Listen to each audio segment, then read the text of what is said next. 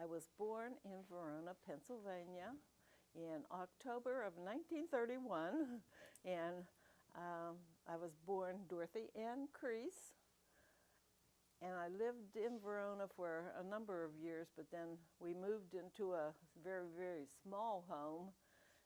As a matter of fact, 2 bedrooms and all of that. I don't think I want to go into all that detail. But anyhow, I went to school at a very small school called Indianola in Pennsylvania. And it was a coal mining town. And in coal mining towns, they have their little patches. So you meet Italians and you meet Polish people and you meet black people, you meet all kinds of people. And so I grew up that way without any prejudice.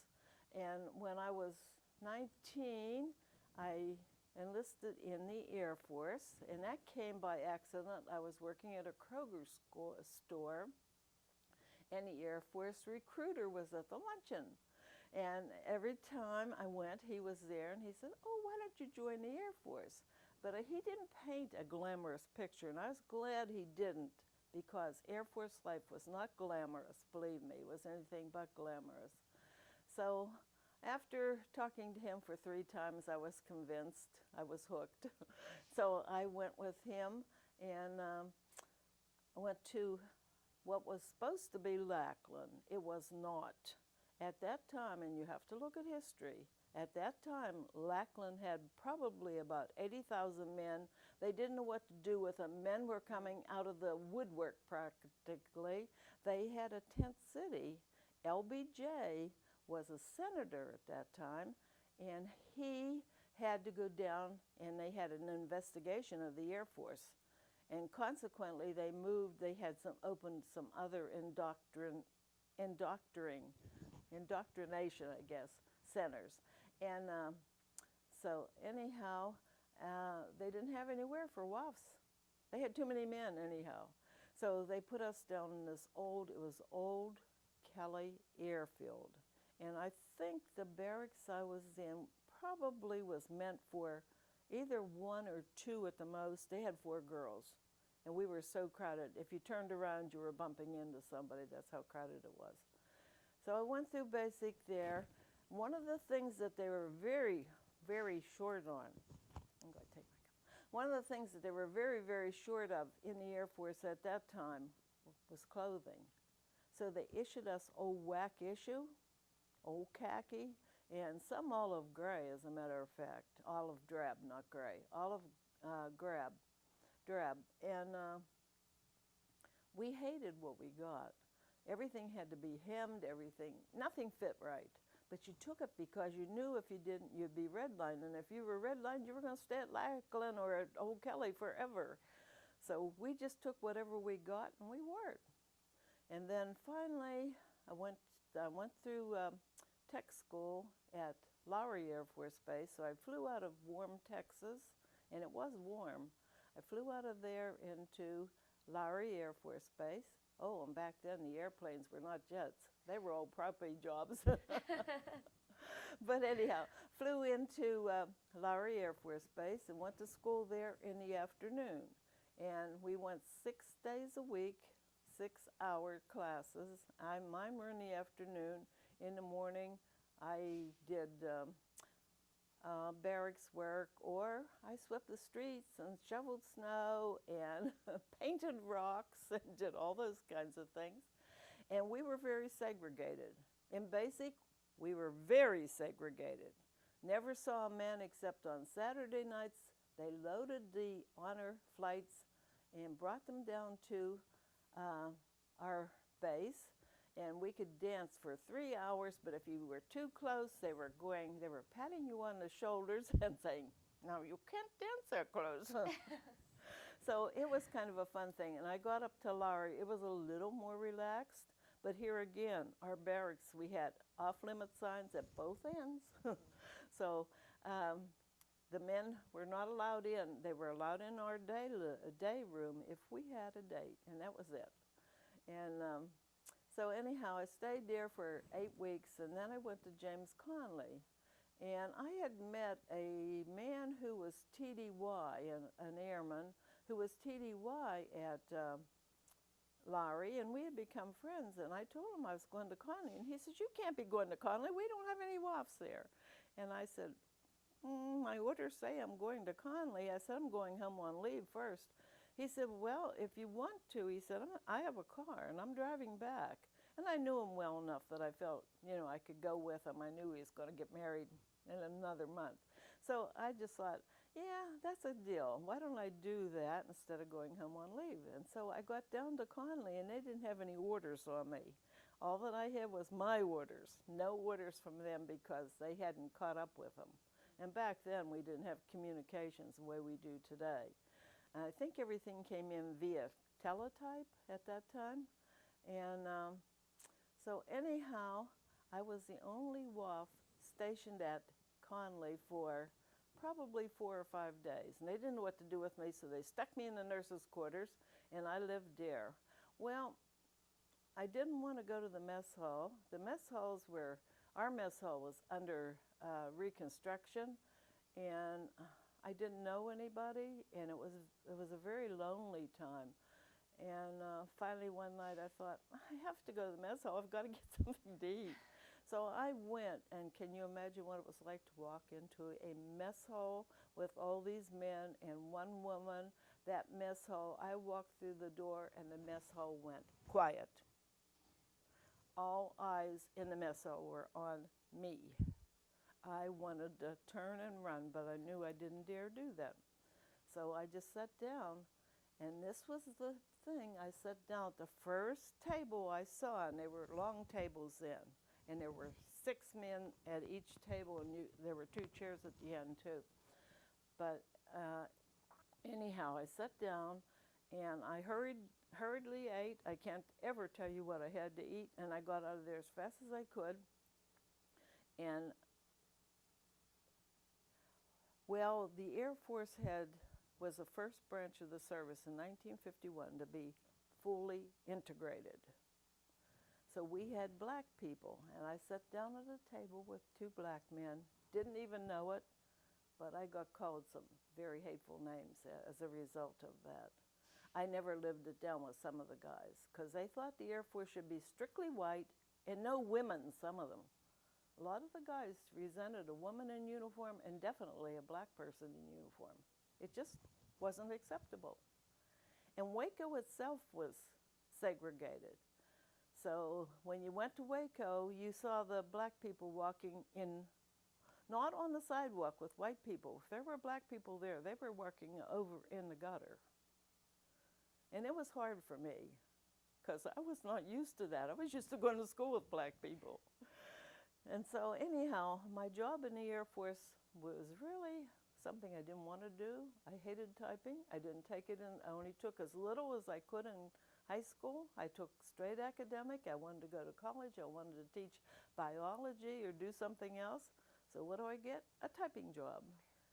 Needless to say, I became very proficient, but it took a while, and I did officers' records for 5 of the bases. I worked for what was called Flying Training Air Force. We called it FlyTAF for short. And I worked for them, and I did 5 bases, and they were all officers, and we did everything. We had a lot of civil service workers there, and if they didn't get finished, then we got stuck with their job too, because we were military and we had to do it. It had to be done. When it came time for officers' promotion, we did that at night. Civil service never got involved in that. And that happened in the fall, and you did everything from 2nd lieutenant to 1st lieutenant, 1st lieutenant to captain, captain to major, major to light colonel, and then from then on, somebody else did them. We didn't get the higher ups. And so you did that for all the 29 bases in FlyTAF. So it was a big job. It was an important job. I enjoyed it. I enjoyed the people I worked with. I wasn't in my full 4 years because I had other things I wanted to do. I wanted to become a mom, and I wanted to become a wife, and I did that. As a matter of fact, I was married twice. My first husband served. He was drafted. and he served in Korea for his tour. And when he got back, we got married. And then my second husband was also in Korea. He was enlisted, so he was in for 3 years. And when his tour was over, he came out, and I wish I had a lot of information on this. He worked on the sled that Jaeger used when he broke the sound barrier. And I always wanted him to put it on paper, but he never did. I wish he would have. Why did you enlist? Why did I enlist? Okay, I did have to be 21, and I was only 19, so Mom and Dad had to sign for me, and they were a little reluctant, but they did. And I enlisted, basically, to me, well, I remember World War II very vividly. I remember it was a very popular war. I remember I was 10 when World War II started, and I recall doing without a lot. And I recall my grandmother sitting there and knitting all kinds of things for the men overseas. And I recall my grandfather, he was a warden, and he used to go out. We had lights out. Even at school, we had practice air raids, and we'd have to go home with one of the kids who lived in town because they would evacuate the school. So, I mean, I think all of that, there was just something there. It was just something different to do, too. I was working in a Kroger store making 85 cents an hour, and I went into the service. I'm sure I was making less than that in the service, but I'm not positive. It wasn't a lot. We got paid only once a month. At the end of the month, we got our paycheck. We got an additional because they did not provide us with underclothes, so they gave us $5 to buy underclothes, and that included our stockings, and we had to wear them every day. Now, what did your parents think about your decision to enlist? Actually, I had left home, so I don't think it really affected them that much. Mm-hmm. My mom wrote to me all the time when I was in the service, and my grandmother did too. I went and lived with my grandmother and my grandfather, but I don't think it bothered them. Mm-hmm. Now, did you really kind of know what you were getting yourself into, like what you would be doing or what to expect? I mean, had you even heard of South Korea prior to your enlistment? I can't remember hearing about Korea, but it was covered in the news. It wasn't well covered, not the way the Second World War was, but it wasn't that. I don't think it was a real favored war.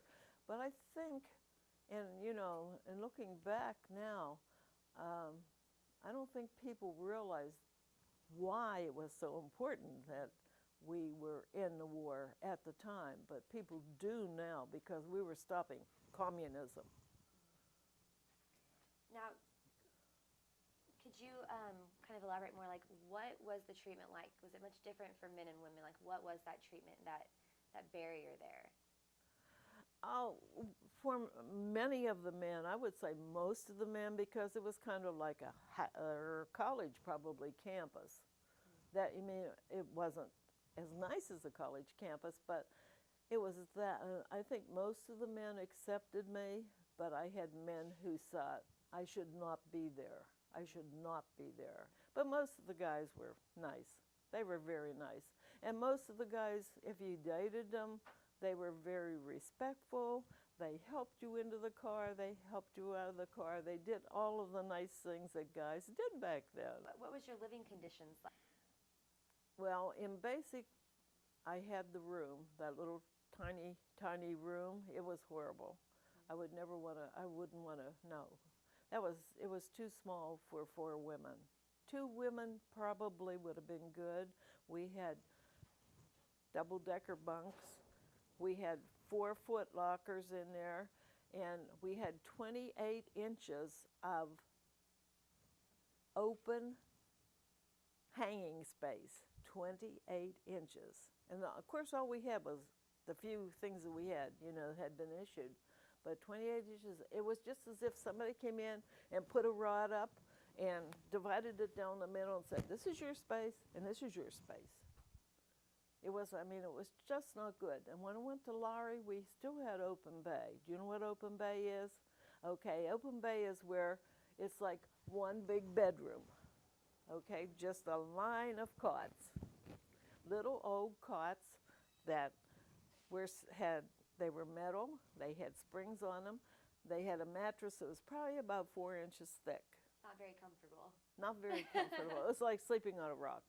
And anyhow, and you were issued 2 blankets, 1 pillow, and your bed. Now, we did not have to do our own linens. They came in and collected those every Monday, but I had to do all of my other washing. Now, we did have washers and dryers. So, that was good.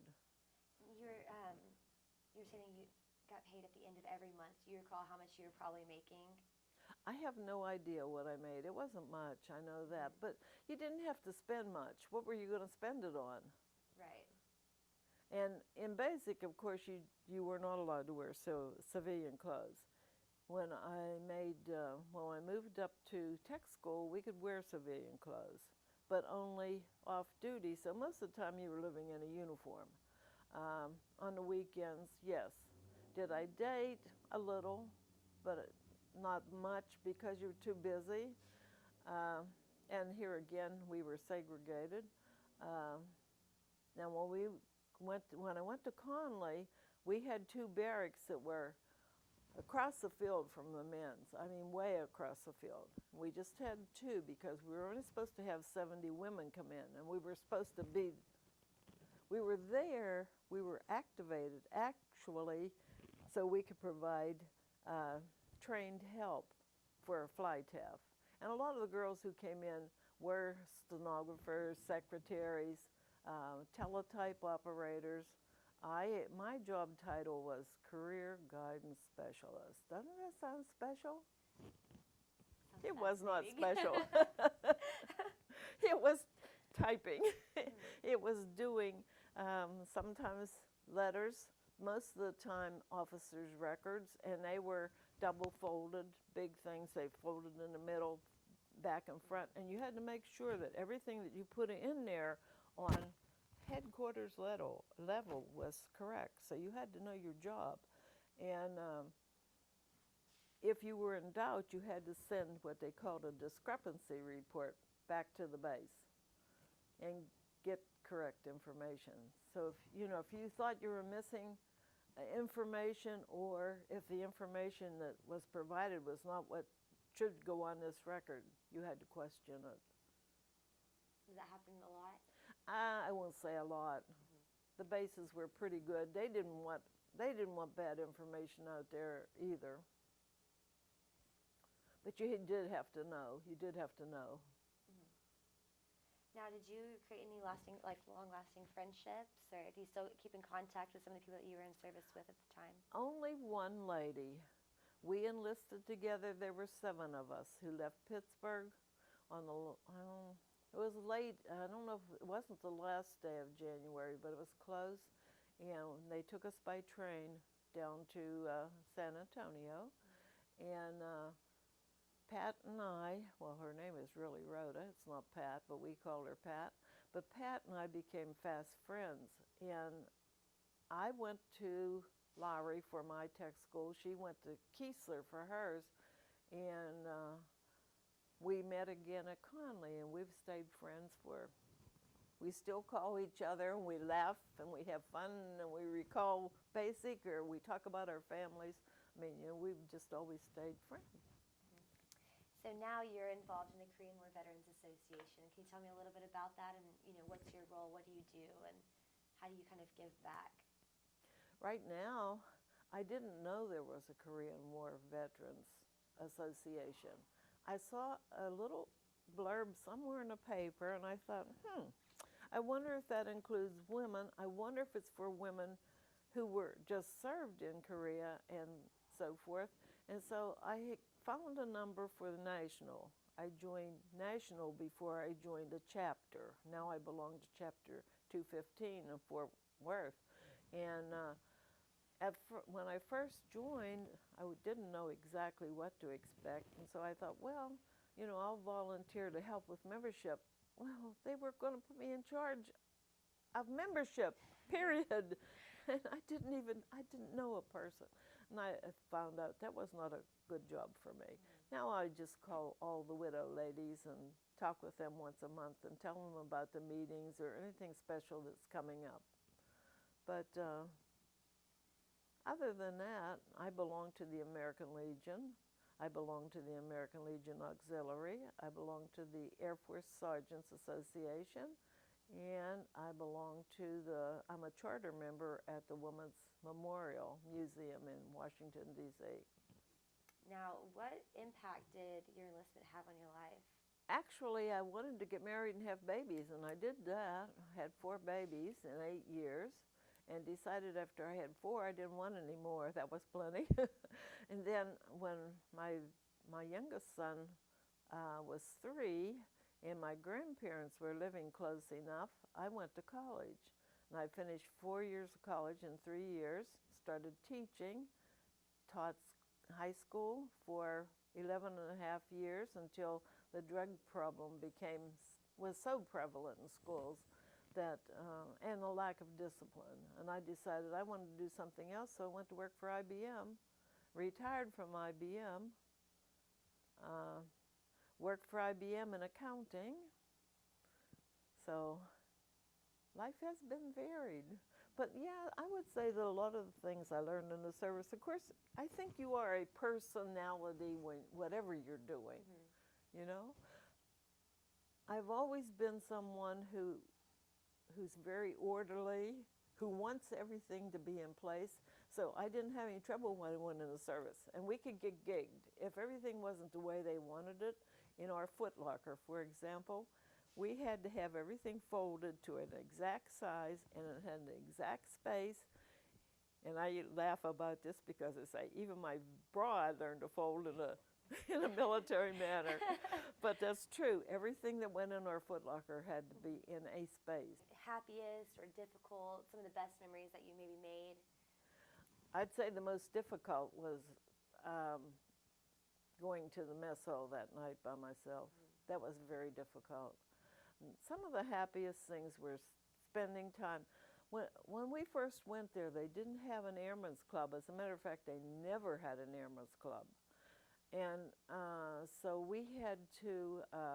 we were accepted into the NCO club. And so I loved to dance. I could dance. Well, we were never, I won't say all night because it usually closed at 10. On the weekends it was open till maybe 12. But anyhow, that was some of the good things you did. And there were always guys who wanted to dance too. And I had a pretty regular guy that I saw when I was at Conley. So, I mean, those are the happy things. We always went to chapel on Sunday, always. I mean, there were very few Sundays when I missed chapel. That was just something we did. Even when we were in basic and we got a 12-hour pass to San Antonio, we spent the first hour in church. Then we went, and it was here in San Antonio that we went to, I think it's something like the Hotel Gunter, and they had a smorgasbord, and that was wonderful. We had foods that we hadn't seen for ages. And then we went to the Alamo, and of course at the Alamo there were also men there, and I mean, men were flocking around. I have a picture of a group of men that wanted companionship just for that day. And so that was fun, but we only had 12 hours, and we loaded back on a bus and back to the base again, and then we all shipped our separate ways. Do you have any messages that you could provide to the younger generation regarding the Korean War?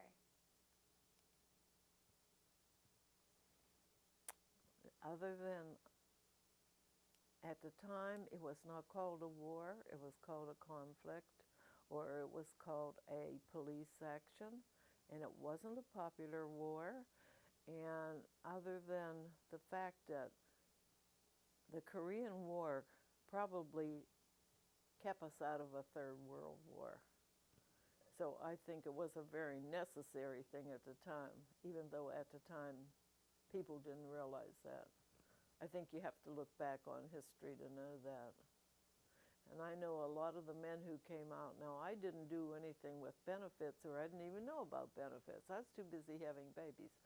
But I know a lot of the men had trouble getting, I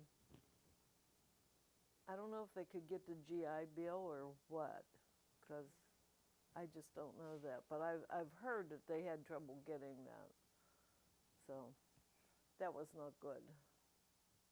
Now, what do you think of the legacy of the Korean War veterans and the Korean War?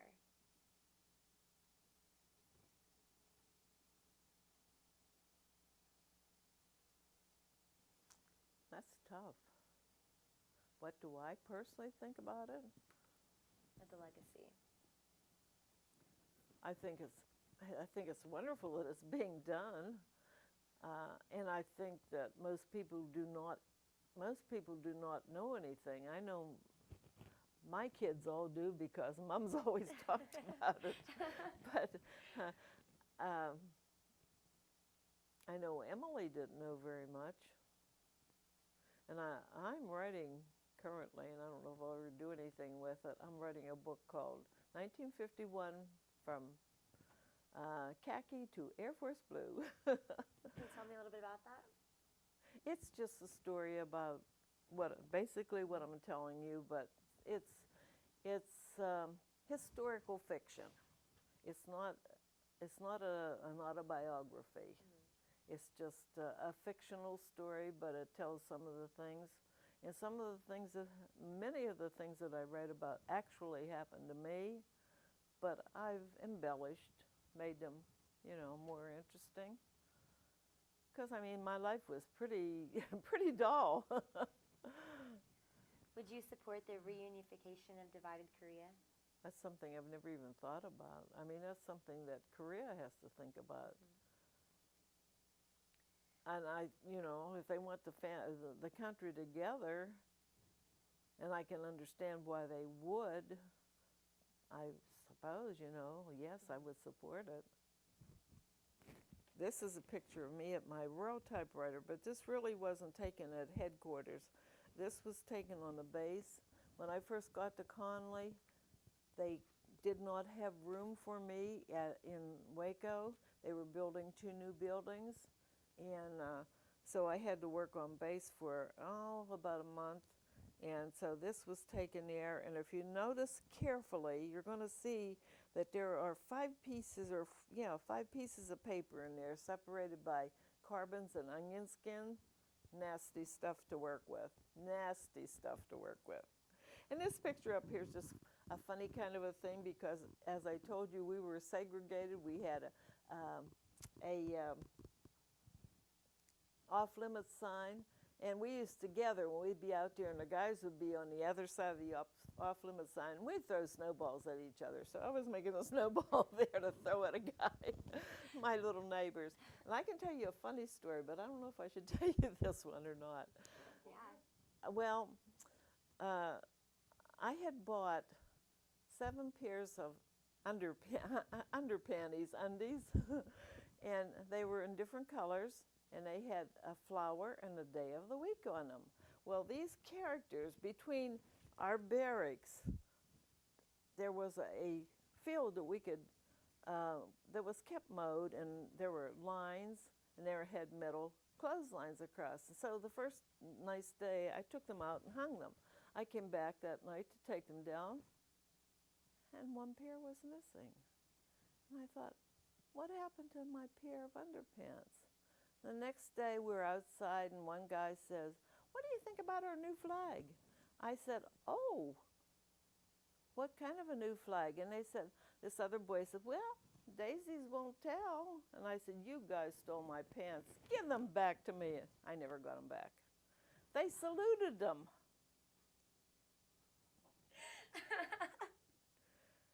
They were characters. I never dated any of them, but I knew them, just because they lived so close. That is a true story. It's incredible. Did you meet your first husband through, no? No, I knew Jim from the time I was 16, and he was, as I said, he was drafted, and he was drafted early, so I imagine he was in some of the early battles over there. He didn't talk very much about Korea. He, like most veterans, did not. And the only thing I can remember that bothered him, we lived in the country and we raised pigs and he was butchering a pig with his father, and he came in. He was so white and so shaken because of all the blood. So I could only assume we talked about it. But his mother said, "You've butchered pigs before. Why should this bother you?" And it did. It bothered him. But after that, it didn't bother him. But that first time bothered him. And Chuck and I were married, not Chuck, Jim and I were married for 23 years. And he had a drinking problem, not always, but it got worse as he got older. And so I finally just ended it in divorce. So I was single for about 4 years, and I met Chuck. He had been to Korea, and I told you about working on, I think he maybe could have been in Korea at the same time Jim was, and he never knew that. And there was no way he would ever know it because they were in different units, so I don't know. And could you tell me both of their full names? I'm sorry? Could you tell me both of their full names? Well, Jim was Jim Wolf, and it's WOLFF, two F's. And Chuck's name, he hated his first name. Nobody ever used it. He would have punched him in the nose. His first name was Pierre. He hated Pierre, but his middle name was Charles, so he went by Chuck. But nobody called him Pierre, not very often. And what branch were they with? I'm sorry? What branch were they with? They were both Army. Both Army? Yeah. When did they go in 1950, or were they there before? Jim went, let's see, I graduated from high school in 50. Yeah, I went into the Air Force in 51. And I know Jim went sometime during that time because I had left home, so I didn't see him that much. But the night before he was due to ship out, he came to see me. Oh, I can't put a year on that. Somewhere between 50 and 51. Do you know how many years they were active in Korea? Jim just served. He was drafted, and I think they had to be 22 months. And I think their tour was about a year. And then they came back, and I know he was at Indian Town Gap. Now, Chuck enlisted. So he was in for 3 years, and he served 3. Why exactly do you think that there was an inequality between men and women? There's always been an equal. Men and women have never been equal. In your opinion, though, like why do you think that is? It maybe goes back a long, long way to when you had to, like my mother, for example, my dad was Lord and Master in our house. And I think men do not look at women the way that women would like them to look at them. Even I've been married twice and dated quite a lot, not in the service as much as I did the 4 years that I was single, but men still look at women as a sex object, I think. I think that is very true. But times are slowly kind of changing. It's becoming more common for women to be head of the household. I know personally, I have friends where their mom is the one that works and their dad is the stay-at-home parent, or something similar to that. So do you think that it could be possible for roles to kind of become more equal? Or do you think there's always going to be that boundary that separates the two? I don't know. I look at both of my sons, and I don't know, maybe it's the way I raised them, I don't know. But they do a lot more for their wives than my first husband ever did. He never lifted a baby. He never changed a diaper. He never helped me do anything. That was woman's work. Just one last question. What do your children or grandchildren think about your service as during the Korean War or conflict? I think, I think they're all happy and everything with it. I don't think they have any problems with it. I mean, I know before I got into this, I hadn't really heard of the Korean War. I had no idea about it. So, I mean, it must be kind of exciting for them, or educational anyways, to have two parents that were both in the Korean War. So they must have grown up, knowing about it and at least being familiar with it. So. Well, yeah, they always knew it, And because do you think- I have lots of pictures and I have scrapbooks, and they love looking at my scrapbooks. The first scrapbook I made for my second daughter, because my second daughter's one who's into this kind of stuff, and so I made it, and I had it all together, and my oldest daughter came out and she says, "Oh, Mom, this is so great. I hope this is for me." And I said, "No, it's for your sister. You've never had an interest in these things." Do you think it's important for your children and for younger generations to know about the Korean War and what it was and the mission? Yes, I do. I think that's very important, and it's very important since, the family was so involved. And I think that's probably why both of my sons went in and served there 4 years in the Air Force, and why my grandson's there today.